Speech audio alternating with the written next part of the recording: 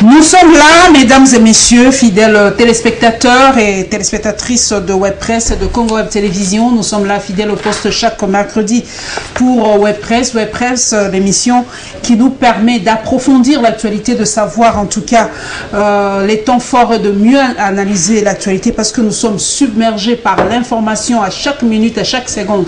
Les informations tombent, mais il nous faut un temps d'arrêt pour que nous ayons un peu plus d'éclaircissement sur l'information et les moments forts d'actualité de notre pays. Je suis avec deux excellents confrères. Je suis avec Mike Lusamba du Maximum. Très heureuse de vous recevoir, Mike. Et de même aussi, je suis toujours heureux d'être sur votre plateau de WebPress pour analyser les questions de l'ère. Et je suis très content d'être sur ce plateau avec un grand que je respecte beaucoup. Et c'est vraiment un plaisir d'être sur ce plateau. Voilà, un grand qu'on respecte beaucoup. C'est toujours bien entre nous, la confrérie, de nous jeter des fleurs parce que nous sommes dans une période très très charnière. Donc merci à toi, Joël Cadet d'Impact News, d'avoir accepté d'être de nôtre ce mercredi. C'est un prestige et un honneur toujours d'être en face d'une grosse intelligence comme vous, une grosse intelligence cachée dans une beauté aussi splendissante, splendide. Avant de distinguer confrère Mika, je suis honoré par l'honneur porté par. Voilà, la beauté et l'intelligence pour les femmes, ça fait un mélange détonnant. Donc je profite aussi pour faire un coucou à Christelle Vanga, beauté intelligence, Rachel Kitita, beauté intelligence. Il y en a beaucoup, Gudule Boalia, beauté, sagesse et intelligence. Il y en a beaucoup de femmes des médias aussi qui remplissent ce critère. Nous allons parler aujourd'hui de la non-tenue des élections, de l'aide internationale et nous allons terminer par Transco qui, comme vous le savez, en tout cas, selon une certaine opinion, veut augmenter les prix de ces bustes qui doit passer normalement de 500 francs à 1500 parce que la compagnie est en train de se noyer sous les dettes parce que 500 francs, en tout cas avec 500 francs, ils ne tiennent plus le coup. Mike Lusamba, le Maximum, Corneille Langa, on l'a suivi sur les plateaux étrangers, France 24, TV5 et tout ça. C'est clair, pas d'élection cette année en 2017. Quelle est votre réaction? Pour vous, il a raison carrément de dire non, la CENI est incapable de tenir les élections cette année. Merci beaucoup, Madame Paulette. C'était connu, c'était vraiment connu et prévisible qu'en décembre, c'était pratiquement impossible d'organiser les élections. Madame Paulette, vous voyez, vous savez, l'accord de la Saint-Sylvestre, les évêques nous ont induit en erreur. Parce qu'au sorti du dialogue de l'Union africaine et les politiciens, toute la classe politique confondue, ont fait une analyse objective en disant qu'on organise les élections au mois d'avril 2018. Et arrivé à la CENCO, comme la CENCO voulait bien satisfaire le déshydratat du rassemblement, et nous sommes allés. La CENI a accepté, malgré elle, de convoquer le scrutin au mois de décembre. Mais qu'est-ce que l'accord dit? L'accord dit, toutefois, la CENI, le gouvernement et le CENSA doivent évaluer la possibilité de report. La CENI ne dit pas qu'il y aura pas. La CENI dit, techniquement, elle est impraticable ou elle est impossible d'organiser les élections au mois de décembre 2017. Madame, vous voyez, le colonel Nanga évoque la situation de l'espace Kassai. Olomami, aujourd'hui, si nous prenons que ça, donc nous allons au mois d'octobre, parce qu'on commence les opérations dans le Kassai au mois d'août, prenons 3 mois, donc nous allons au-delà du mois d'octobre. Et sans compter le toilettage, sans compter la loi sur la répartition des sièges. Donc, ça montre noir blanc que vraiment pour cette année, c'est pratiquement impossible. L'inélite, sans pourtant le citer, le président Bonso l'a dit. Pour lui, l'analyse qu'il a faite, c'est au deuxième semestre de l'année 2018. Donc, la CENI a répondu aux politiciens. Et les politiciens le savaient qu'au mois de décembre, c'était pratiquement impossible d'organiser les élections.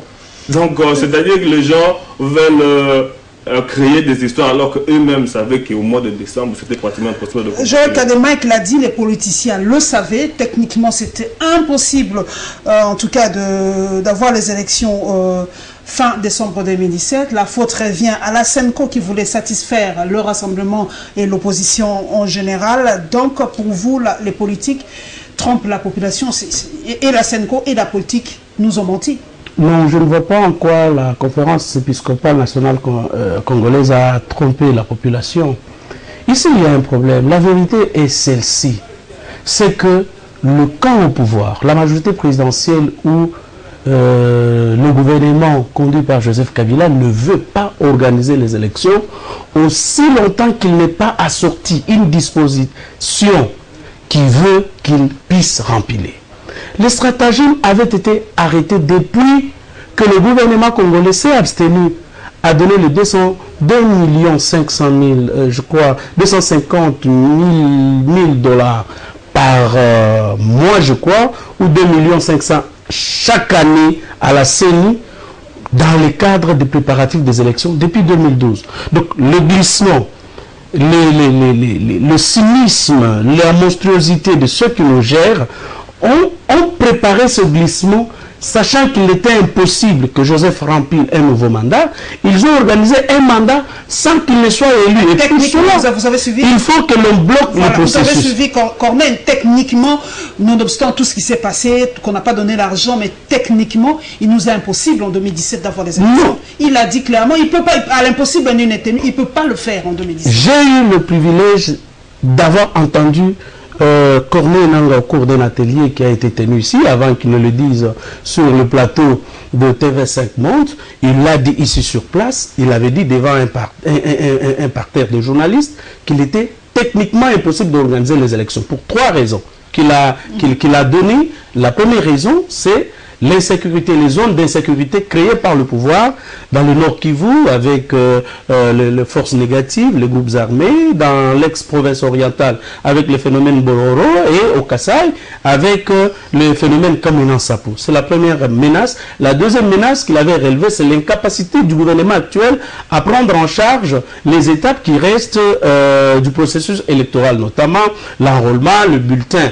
Et nous étions en train de nous le dire ici avec le confrère. En 2012, s'il y avait eu, en 2011, s'il y avait eu 6 000 candidats pour 12 postes à la Tchangou, cette fois-ci, il y en aura 20 000. C'est que nous aurons un bulletin aussi large. Il a donné un exemple d'un bulletin de vote. Il pourra couvrir toute cette table avec 52 pages. Donc c'est difficile. Et là, il faudrait qu'il y ait un concepteur beaucoup plus intelligent pour élaborer pratiquement ces bulletins de vote. Et la troisième menace, c'est le déficit de confiance qui existe entre les acteurs politiques, donc la politisation même du processus électoral. Ça, il l'a dit. Et un expert, il a totalement raison. Mais est-ce qu'il lui appartenait-il, lui, d'annoncer qu'il n'y aura pas élection? Parce que cette date, mais oui, parce que cette date avait été fixée dans le calendrier tel que convenu par l'accord de la Saint-Sylvestre. Et cet accord était acquis parce qu'il nous a permis, de permettre que notre génération vive quand même une alternance entre un président sortant et un président entrant. Au moins pour une fois, pour une première fois, nous aurons un président vivant qui va remettre le pouvoir officiellement, avec qui il pourra faire une remise et reprise. Deuxièmement, il n'y aura pas de référendum. Troisièmement, les élections devaient être tenues. Et pour cela, il fallait que la gestion du gouvernement soit consensuelle, que le gouvernement, le CENSA, soit géré par l'opposition et que le chef de l'État garde son pouvoir. Voilà les acquis. Mais la majorité au pouvoir n'a pas voulu que l'on puisse gérer consensuellement le pouvoir. Il a confisqué le pouvoir en donnant quelques postes dérisoires à quelques prostituées politiques pour avancer. Et la volonté de la Kabylie, aussi longtemps que Kabila n'est pas candidat à sa propre succession, nous n'aurons pas les élections. Vous vous rappellerez même de Némandensène avant qu'il entre en conflit avec le camp au pouvoir. Il était déjà convenu, il était connu que le glissement sera de 3 ans et qu'eux envisageaient avoir les élections au plus tôt, en 2021. Le Et CNSA, ça, c'est déjà connu. Le CNSA, on avait suivi Corneille Nangaa, on est en train de décortiquer ce qu'il a dit. En tout cas, il faut un avis consensuel entre le gouvernement et le CNSA, qui n'est même pas encore formé, donc ça doit encore prendre du temps. Donc, pour vous, Mike Lusamba, d'ici décembre 2015, avec cette tension qui est en train de monter, c'est vrai qu'il y a un malaise vraiment au sein de la population. Que doit-on faire? Que doit-on dire pour calmer cette population? Madame, je vais un peu répondre à mon confrère. Lorsque dit le gouvernement a fait que créer de tensions, de foyers de tension dans de différentes provinces, je suis considéré de comprendre si un gouvernement responsable peut lui-même créer des foyers de tension. C'est vraiment irréfléchi, mon cher ami, et il ne faut pas donner une mauvaise image de votre propre gouvernement. De deux, Madame Paulette, lorsque mon frère dit dès que si Kabila ne sera pas candidat, le président Kabila l'a toujours dit, partout où il est passé, que la Constitution sera bel et bien respectée. Donc, déjà là, les problèmes... Et ce fameux référendum qu'on est en train de ressortir ces derniers temps, on se passe sur quoi? Vous pouvez me citer un cadre de la majorité présidentielle ou du gouvernement qui a brandi le référendum, qu'il y aura référendum. Jusque-là, je donne la réponse. Konyangui est secrétaire général adjoint de la majorité présidentielle. J'ai suivi cette interview. Qu'est-ce qu'il a dit? J'ai suivi cette interview sur Top Congo. Il parle en tant que député national. Il n'a pas engagé la majorité présidentielle. Ok, bon, pour vous, comment doit-on faire pour calmer cette population? Y aura-t-il des élections? Le gouvernement est géré aujourd'hui par un membre de l'UDPS. Là, nous sommes très d'accord. Nous sommes vraiment, sur ce point-là, Joël Cadet, je suis complètement désolé. Bruno Tshibala n'est pas membre de la majorité présidentielle. Bruno Tshibala est un membre à part entière du rassemblement. Pour les élections, Madame Paulette, c'est clair et net. Je me souviens encore en 2005, Madame Paulette, la constitution de la transition disait que la transition était pour 24 mois renouvelable 6 fois par 2, si ma mémoire est bonne. Mais aujourd'hui, nous retombons de la même situation. L'accord dit les élections est organisées au mois de décembre 2017.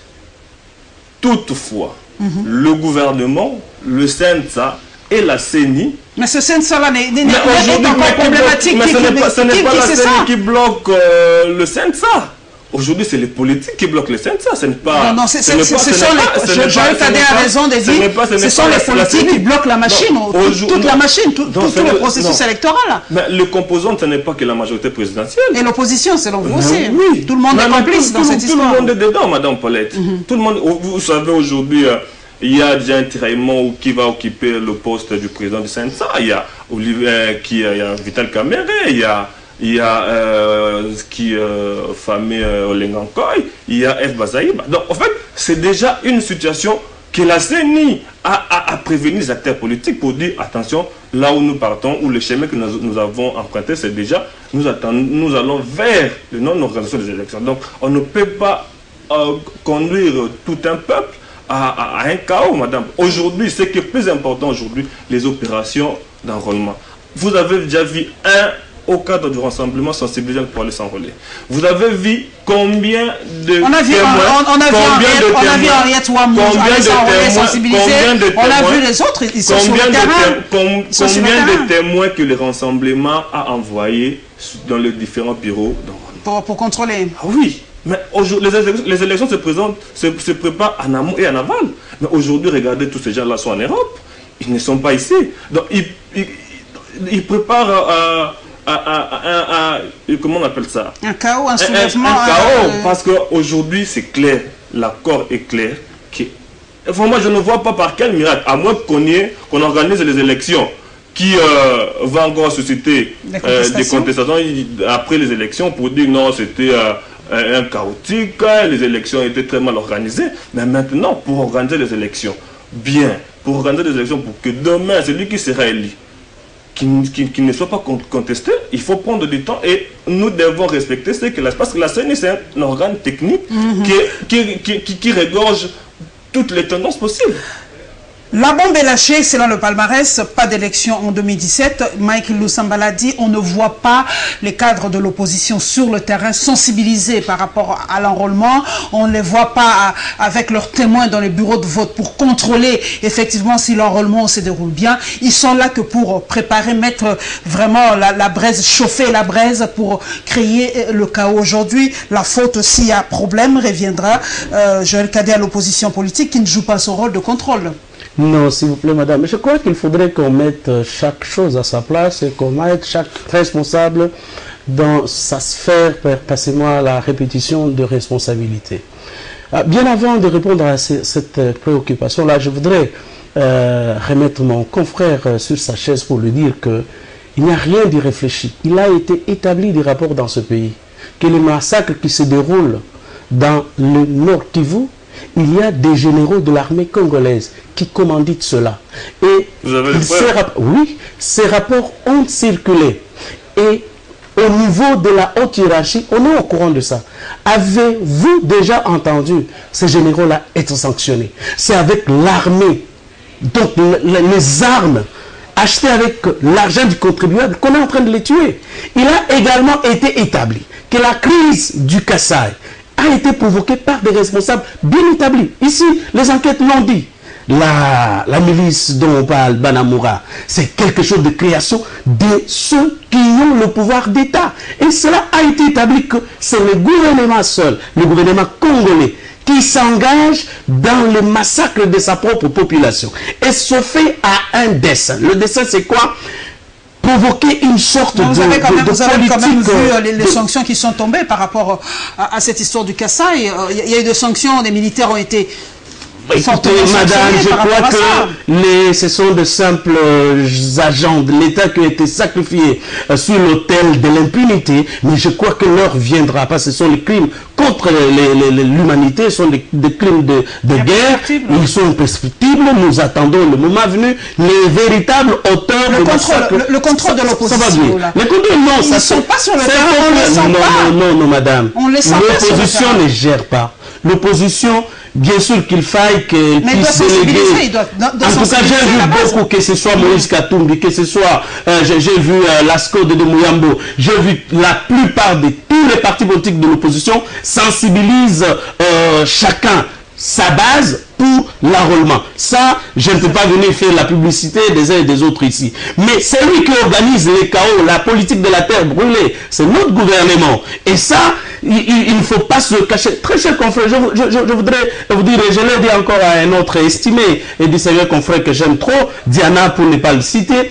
qu'il y a des gens plus intelligents que nous. Nous avons juste la grâce, la chance d'être connus de Madame Paulette pour nous inviter sur ce plateau. Mais il y a des gens qui maîtrisent ce que nous sommes en train de dire ici pour dire responsabiliser aujourd'hui l'opposition pour dire que c'est l'opposition qui retarde les élections. C'est faux. Est-ce que le gouvernement congolais, depuis 2011 jusqu'aujourd'hui, a-t-il mis les moyens conséquents à la disposition de la CENI? Non. Est-ce que le gouvernement congolais a-t-il organisé les conditions sécuritaires de telle sorte à permettre à la CENI de se déployer partout? Non. Mais un gouvernement qui est incapable d'assurer la sécurité des personnes et biens, mais la moindre chose qui aurait été faite, c'est que ce gouvernement démissionne, c'est que le président et toute sa cohorte qui ne comprennent pas qu'il faille imposer la paix pour permettre à la CENI. Aujourd'hui, dire que non, c'est la CENI qui est un organe technique, non, ce sont les faux fouillants. C'est lui qui gère tout aujourd'hui, tout, on le sait.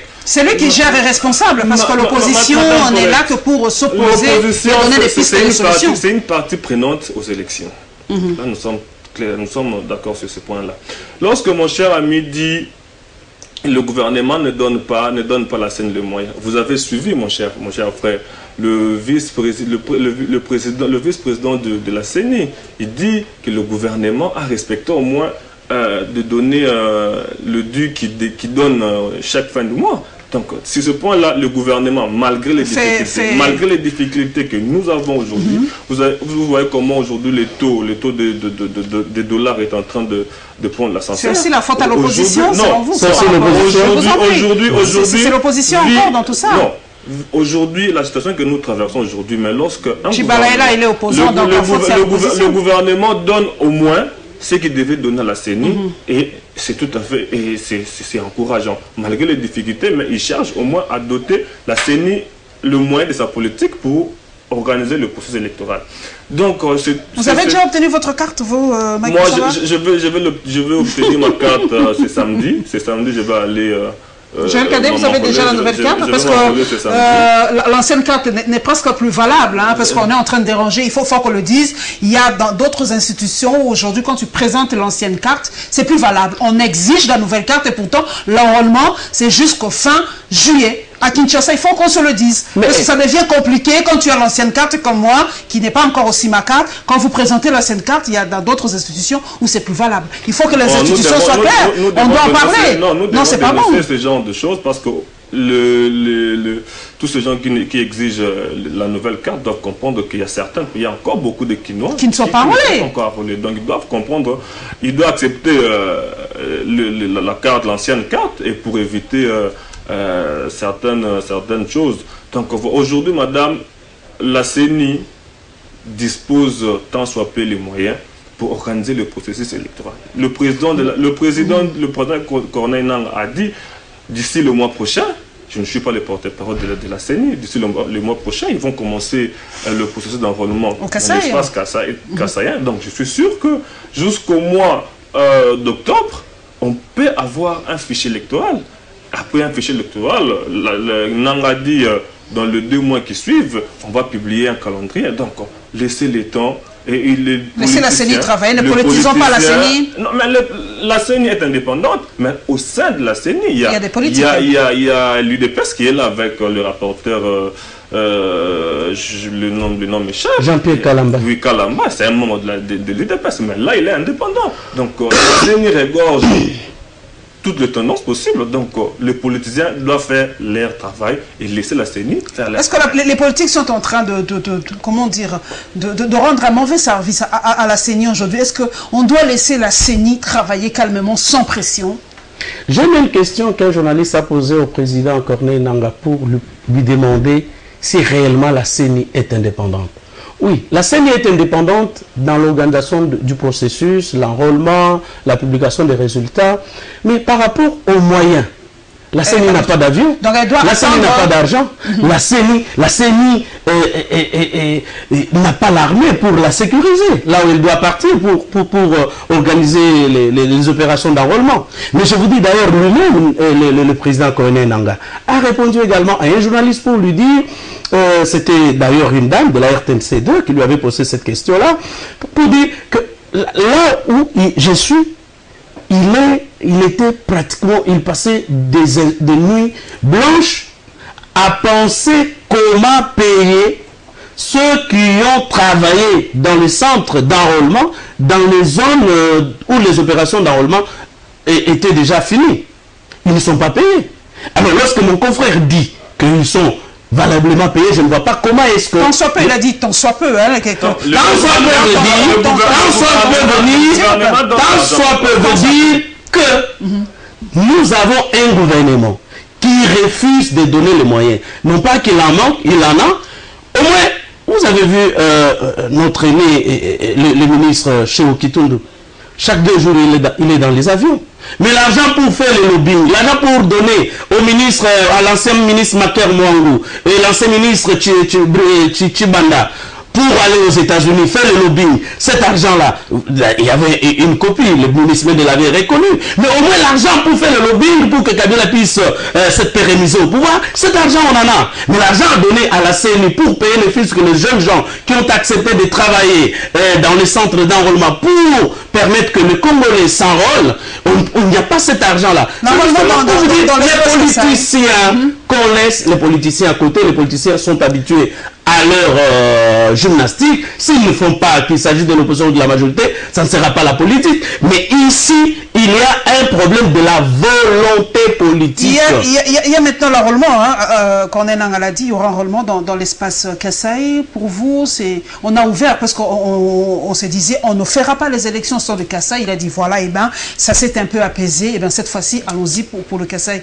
C'est quand même une bonne chose pour apaiser quand même les originaires ou les Congolais issus de cette partie de la République. Non, je crois que je serai dans l'avion qui va partir pour le Kasaï, pour lancer les opérations. En principe, il devait partir cette semaine s'il n'avait pas reçu l'invitation de l'Organisation internationale de la francophonie. Je crois que nous étions dit avec Madame Edika et que sa conseillère en communication qu'il faudrait que je sois de la délégation. C'est vrai. Mais pourquoi Madame Paulette, dans notre pays, il n'y a pas le sens de responsabilisation en termes de crime? Pourquoi il n'y a pas absence de la sanction? Les enquêtes sont en cours, les enquêtes sont en cours, on sanctionne, il y a des procès, vous le suivez, Jean Cadet. Dites-moi, vous avez une expérience aussi avérée comme moi dans la couverture de l'histoire de notre pays. Je voudrais que vous me donniez une seule enquête. Malheureusement, je ne peux pas vous poser de questions, c'est vous qui nous les posez ce soir. Je voudrais savoir une seule enquête qui a déjà abouti dans notre pays. Nous avons combien de gens qui sont morts? Boteti est mort. L'enquête n'a jamais abouti. Fangik est mort. L'enquête n'a jamais abouti. Et nous avons des multiples massacres, des génocides qui ont été opérés sur notre sol. Qu'il s'agisse des fosses communes trouvées dans le Congo central, les affaires Enyele et consorts. Dites-moi une seule enquête qui a déjà abouti. C'est justement pour vous dire, je suis d'accord que les opérations puissent être lancées prochainement dans le Grand Kasaï. J'en applaudis, mais il y a lieu que l'on puisse établir d'abord les responsabilités pour celui qui a pu retarder et que nous sollicitons la volonté politique du président de la République personnellement et de son gouvernement pour qu'on aille quand même aux élections. Parce qu'entre-temps, la situation économique est en train de s'empirer. Mon estimé distingué confrère l'a dit. Aujourd'hui, le taux de dollar, bientôt nous serons à 2000 francs congolais, 1 dollar. Qui saura tenir le coup? Et pendant ce temps, la surchauffe, vous en avez annoncé dans les entreprises, pendant que le taux de dollar est à 17 à 15 700 francs, mais on continue à payer les agents de l'État au taux de 92 000 francs, de 9 200 francs. Donc, combien combien on a des dirigeants monstres sans cœur. Voyez, à un moment donné, Mika, que nous ayons pitié de la population. Mike Loussama, nous allons en tout cas effleurer un tout petit peu le référendum. Nous allons y revenir parce que dans presque tous les pays, 3/4 des pays voisins, ce référendum a été fait. Pour nous, pourquoi ce référendum fait toujours peur en RDC? Pourtant, c'est constitutionnel. Et il y en a déjà qui commencent déjà dans certains laboratoires à parler du référendum. On doit le faire pour apaiser la tension. Que doit-on changer selon vous s'il y a référendum? Quelle question? La question d'ailleurs pour moi est claire. Quelle question doit-on poser par rapport au référendum? S'il y a un référendum, on doit d'abord poser un sérieux problème de nationalité. Aujourd'hui, cette question est de double nationalité. C'est vraiment une question. Doit-on ouvrir la nationalité aux Congolais d'origine? Si le parti prenante décide d'aller au référendum, vous savez, pour aller au référendum, il faut que le président, ou soit le président de la République initie, ou soit l'Assemblée nationale. Je pense que ça vient. Est-ce qu'on doit-on avoir peur du référendum? Mais c'est de politiciens en mal positionnement. On peut aller au référendum, les non remportent. C'est pas évident de dire, bon, lorsque nous allons au référendum, c'est le oui qui va remporter. Les non peuvent aussi remporter. Mais pour l'instant, pour moi, s'il y a une question qu'il faut poser, c'est une question de double nationalité. Vous savez, aujourd'hui, c'est une question très, très sensible et très importante. S'il faut qu'il y ait référendum demain, la nationalité doit être vraiment parmi les questions. C'est la même question, les deux questions. Doit-on avoir peur du référendum? Et s'il y a référendum, je sais que ne me lâchez pas, hein, mais c'est une question que l'on pose. C'est constitutionnel, parce qu'il y a des gens qui n'aiment pas entendre parler du référendum. Selon vous, quelles questions doit-on poser dans ce référendum? J'ai des intelligences avec moi. Quelles questions doit-on poser par rapport? Madame, doit-on avoir peur du référendum? Il y a plusieurs matières qui exigent ou qui requièrent d'être revues dans notre constitution. Le confrère a parlé de la question relative à la nationalité. Il y a le problème du nombre de provinces ici. Pour vous, c'est un échec, cette décentralisation? Non, c'est une dans la mesure où on a supprimé les districts qu'il n'y a que des territoires. C'est question qu'aujourd'hui qu'on applique une forte décentralisation, je crois que le développement peut venir. Mais le fait de grossir le budget de l'État qui ne doit partir qu'au personnel politique, on doit payer les assemblées provinciales de 26 provinces, on doit payer les ministres provinciaux de 26 provinces, chaque ministre doit avoir son cabinet. Le fait d'éparpiller les moyens, nous ne pourrions pas aller plus loin. Mais il y a également il y a plusieurs questions, il y a plusieurs questions qu'il faille demander. Mais ici, il y a, si ça fait peur, c'est par rapport à la personne du président. C'est le moment, le timing qui n'est pas adéquat. Je vous dis qu'il y a 4 pétitions qui gisent dans le bureau de l'Assemblée nationale ou du Sénat qui avaient demandé la révision de la Constitution, notamment les ressortissants de Colosie, qui avaient refusé d'être annexés à la province, l'actuelle province de Lualaba, pour qu'ils soient soit rattachés à l'actuelle province du Haut-Katanga, ou qu'on érige Colosie comme c'était également un district à part entière, que Colosie soit érigé en province. Comme Kinshasa. Oui, mais malheureusement, ça n'a jamais abouti. Il y a eu une deuxième pétition de Katanga qui avait refusé que les Katanga soient divisés. Ça n'a jamais fait discussion. Il y a eu les habitants d'Ngandajika qui avaient refusé d'être rattachés à l'actuelle province de Lomami pour être annexés à la province du Kasaï oriental, mais ça n'a jamais été discuté. Mais aujourd'hui, si ça fait peur, c'est quoi? C'est que l'on accepte la pérennisation, la stagnation, le statu quo de la monstruosité, de l'oligarchie qui est au pouvoir, qui décide de nous enfoncer, qui décide de nous terminer, de nous rendre leurs esclaves. C'est à cette question-là que nous disons non au référendum. Mais si le référendum concerne d'autres questions que nous avons soulevées ici, il y a lieu d'en débattre, il y a lieu. Mais s'il faudrait que l'on puisse dire oui ou non à la Kabylie, qui est un système d'impunité, qui est un système de la martyrisation, de la maltraitance de la population congolaise, à ça il faut dire non, madame. Nous allons maintenant, nous prenons le deuxième sujet, c'est l'aide internationale. Et bien voilà, appel de la RDC à l'aide internationale, surprise dans les chancelleries occidentales.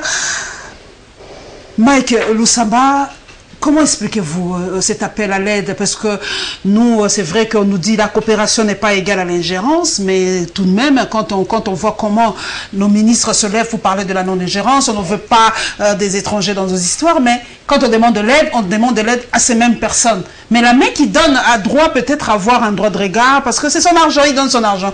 Comment expliquez-vous ce paradoxe? Comment je peux dire? La RDC, c'est paradoxal. C'est paradoxal. Lorsque le Premier ministre demande de l'aide, c'est une coopération, madame. Et dans une coopération, vous n'avez pas le droit de pouvoir imposer l'autre camp votre façon de faire des choses. C'est moi qui donne. Si je dis je vous donne... Non, lorsque vous donnez... C'est pas un don, c'est quoi? Mais respectez au moins certaines choses que nous vous proposons. C'est tout à fait normal. C'est vrai que le Premier ministre a adressé une lettre qui est d'ailleurs la présidente du FMI a répondu cet après-midi. Qu'est-ce qu'elle a dit, Lagarde? Elle va envoyer une délégation au mois de septembre. Et la délégation, elle soumet au gouvernement à la stabilité politique que le gouvernement va se pencher sur cette question. Elle a aussi évoqué la stabilité du cadre macroéconomique. Et je crois que le gouvernement, le Premier ministre, le ministre de Finances vont devoir réfléchir au moment où la délégation de l'FMI, c'est au mois de septembre, je sais que c'est dans les jours qui viennent, et ensemble ils vont réfléchir comment est-ce que l'FMI peut nous accompagner, parce que c'est tout à fait normal pour qu'il y ait aussi les élections. Vous avez mais oui, parce que c'est ça l'objectif, parce que Chiba l'avait dit, lui, il va organiser les élections. Il n'y a pas d'argent. Il doit chercher l'argent par tous les moyens. Par tous les moyens, avoir de l'argent. Donc c'est tout à fait normal lorsqu'il demande une aide. Et c'est pas mauvais. Cette aide-là, Joël Cadet ne doit pas, en tout cas, avoir comme... comment dire? Ne doit pas avoir comme... mon Dieu, le nom m'échappe. condition. Merci Joël. Voilà une intelligence comme condition, le droit de regard. Donc, venez, nous demandons de l'aide, mais ne regardez pas ce qui se passe chez nous. C'est en fait ça, on doit résumer ça comme ça. Madame Paulette, vous pensez que vous pouvez venir me demander moi de l'argent chez moi, je vous donne, pour que vous puissiez martyriser les enfants qui sont chez vous, mes nièces et neveux qui sont chez vous?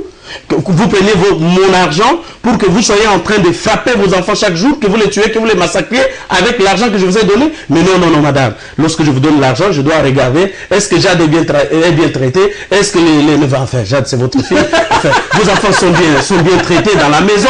Est-ce que vous respectez les conditions? Non, mais là, ce sont... En effet, c'est les choses les plus élémentaires. Mais quand on demande à la Chine, par exemple, ou l'Inde, ou les autres pays, comment eux, ils disent pas ça à la Russie et les autres, ils s'en foutent. Non, la politique étrangère de la Chine, la politique étrangère de l'Union, de l'ex-Union soviétique, c'est qu'on ne s'ingère pas dans les affaires internes. Mais pas s'ingérer, tuer chez vous comme vous voulez, mais nous vous donnons. Mais ici, l'institution de Bretton Woods, le FMI, il y a des conditions, il y a les statuts. Qu'est-ce que Christine a dit? Lagarde a dit ceci.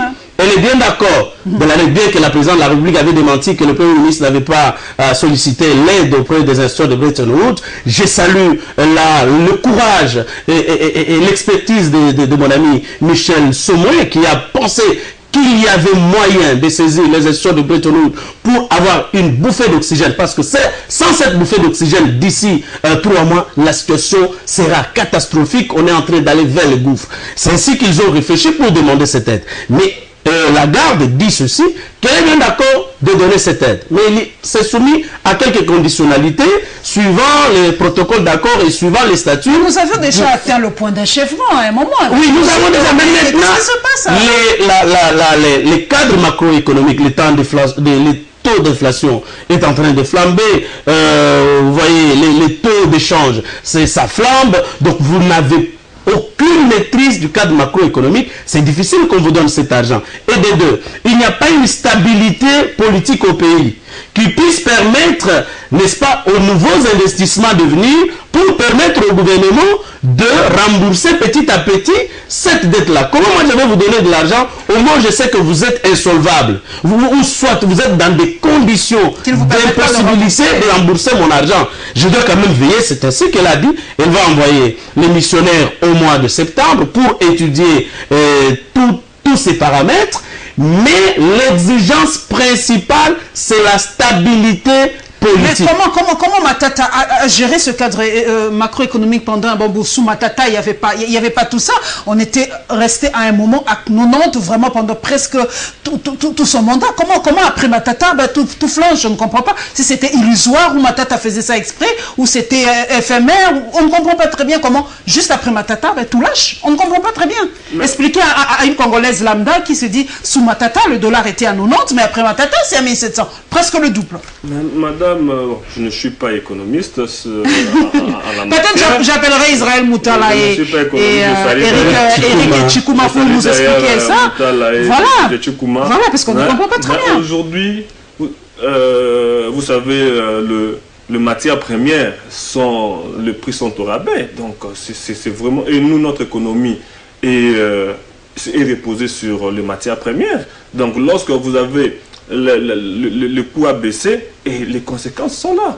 Mais d'ailleurs, j'en appelle au gouvernement de pouvoir diversifier notre économie, regarder du côté télécommunications, l'agriculture, et pour éviter cette situation que nous vivons aujourd'hui. La même question, on ne comprend pas très bien, 1700, presque 1600 francs, presque le double d'ailleurs, vous l'avez si bien dit, chez Transco ça va pas, on paye les gens avec sous ce taux de 90, donc les Congolais ont perdu presque la moitié de leur pouvoir d'achat, donc comment expliquer que sous Matata c'était un peu constant et aujourd'hui on commence même à regretter Matata un tout petit peu? Non, ça explique l'échec de Matata. Comment ça? Non mais écoutez, Matata il a été placé au pouvoir avec une autorité budgétaire qui lui avait fixé une ligne budgétaire. Matata n'a jamais respecté cette ligne budgétaire depuis 2012 où il a été nommé Premier ministre. Les dépassements de 200-300%, en effet, c'est un échec, c'est mat. Vous avez vu des projets qui n'ont pas été budgétisés, Bukangalozo, l'hôtel du gouvernement, les aéroports modulaires, les avions qui ont été achetés, qui n'ont pas été dans une ligne budgétaire. Comment voulez-vous qu'après lui, qu'il ait une maîtrise du cadre macroéconomique, parce que lui-même a vidé le lit qu'il a trouvé de 2 millions de réserves que Mouzito lui avait laissé, mais c'est Matata qui a tout détruit, et les autres qui sont venus, et tout ça. Mais lui-même l'a dit. Lui-même l'a dit, je crois que c'est une manière peut-être de se disculper. Je l'ai suivi dans une intervention, dans une conférence internationale, où il a dit que le problème de la RDC, c'est un problème de gouvernance, un problème de leadership. Or, qui était au-dessus de lui, qui était son leader, que lui, c'est le chef de l'État. Donc, il y a un déficit de leadership dans notre pays qui fait en sorte que la gouvernance ne peut pas être bonne conséquence lorsqu'il y a mauvaise gouvernance. Et voilà que nous sommes en déphasage des devises étrangères. Il n'y a pas que le confrère l'a dit, le chef de l'État l'a dit dans son discours devant le Congrès, lorsqu'il parle de diversification de l'économie. Mais le pouvoir ici, il est là depuis janvier 2001. Le pouvoir est là. Mais comment est-ce qu'on ne pouvait pas relancer la culture de l'huile dans le Bandundu? Comment on ne pouvait pas relancer la culture de cacao, de café dans la province orientale? D'ailleurs, Nanga, il a un grand espace de café que son père lui a laissé. Mais pourquoi on ne pouvait pas réfléchir à ça? C'est lorsque vous avez un problème de leadership, vous avez un problème de gouvernance, et cela confirme l'échec de ces gouvernements, et conséquence, qu'ils habitent, qu'ils laissent quand même que les nouvelles intelligences. La RDC a 80 millions d'habitants aujourd'hui. Nous avons formé beaucoup d'universitaires, qu'on laisse quand même la chance aux autres au lieu de laisser les tralala. Nous allons terminer, nous sommes à la fin. Il faut vraiment que la RDC soit en marche, parce que nous faut, selon vous, en quelques poussières de secondes, nous sommes à la fin, un renouvellement de cette classe politique. Vraiment une poussière de seconde. Il faut renouveler complètement. Je suis de ceux qui pensent qu'aujourd'hui nous devons renouveler la classe politique en marche. Tout entière, hein. Opposition, majorité. Il faut que la RDC soit en marche, copiant bien ce qui se passe chez les autres. Non, il nous faut changer. Voilà, un gros coucou à Barbara Anzimbi qui sera peut-être de... Non, ce sont eux que nous attendons. Je voulais également, vous avez le même esprit que moi. Quel Barbara Anzimbi qui se sont lancés dans la politique. Qu'ils prennent le pouvoir pour changer un peu. Il faut changer cette place politique. La RDC en marche. Merci Michael Lusamba, le maximum. Merci Joël Cadet, Impact News. Merci à tous les journalistes de la RDC. Nous avons suivi l'appel du président de l'UNPC qui lance vraiment cet appel, surtout aux journalistes femmes, de se lancer en politique. Allez-y, prenez les postes. La RDC en marche. Merci et bonne suite de programme et bonne... oui. Macronisons la classe politique et bonne suite de semaine à tous les journalistes et membres de presse pour le progrès. À mercredi prochain, chers amis.